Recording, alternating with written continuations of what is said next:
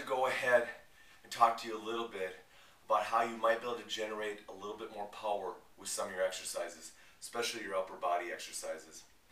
You know, we all are well aware of that our power center is right down here.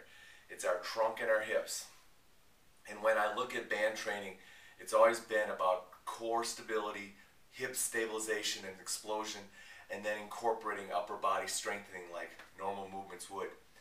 But I've always had this interest in activating the hips by putting a lower trunk or a hip driver while I'm doing upper body exercises. Now, we've talked about this in the past, but I think we need to bring it back around and talk about it again, because I think power in some of your throwing athletes and some of your athletes that need to create upper body strength and power, you want to start looking at adding a hip band to them. What's that going to do? Well, it's going to immediately activate our power center. As soon as I put that band on tension right here at my hips, my glutes are already engaged. Now, as I drive through, I am proprioceptively loading my hips just a little bit more. If my hips are loaded just a little bit more, but not too much, so that they're inhibited, what you're going to create is you're going to create more power in your upper body. Absolutely.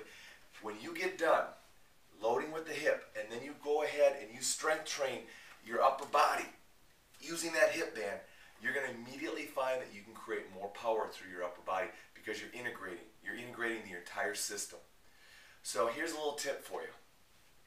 The next time you want to do an upper body exercise, or an exercise that requires you to use your arms to swing, push, pull, whatever it is, add a hip band to that exercise, go through the exercise, then take away the hip band and see how much more explosive you are with that same weight that you were using the hip band with.